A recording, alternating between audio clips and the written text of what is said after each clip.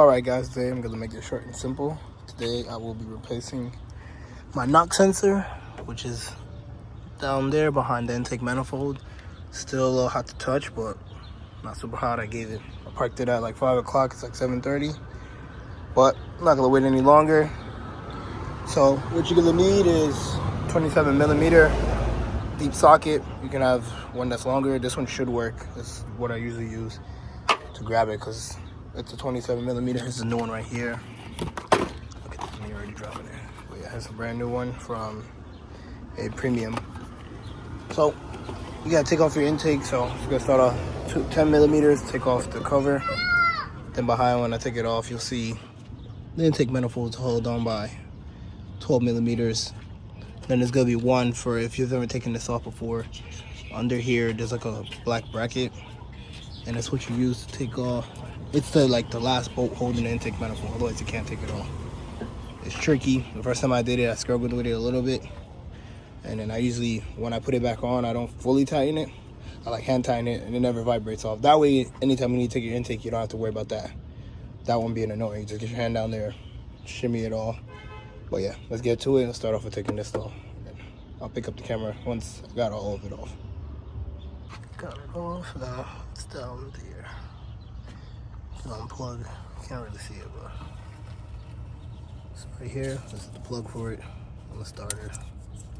Zoom back out. Unplug that. Then it's about right here. I already broke it loose. Spin it out. I didn't take the intake fully off. He's just holding it, but I just removed it and then slightly put it to the side. You can remove it if you want, but you don't have to. Just install the new one. Okay, I got the new one on. It's right down there. You just give it I really just hand tighten it.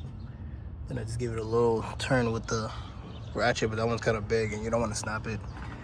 But yeah, just make sure you put this vacuum line right here. One goes right here, just make sure you put those back. These two right here. So I'm not mistaken, this one was right here. Make sure you put that one back in, and then when this goes down, put that one back into there. Gasket. And then yeah, all I did was take off my intake slightly if you have an intake. If you have the regular one, you can move it out the way, but you don't have to.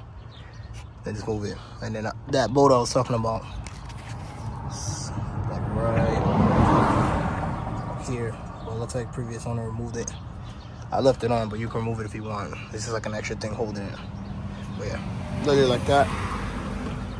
This is the old one. It's probably from factory, probably not. Let me see.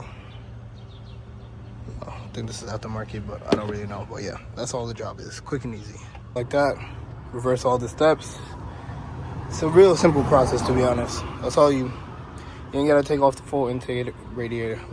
Intake manifold. I don't know why I'm mixing words, but yeah, just to get it on there, break it loose. Really, 5 to 10 minutes, nonetheless.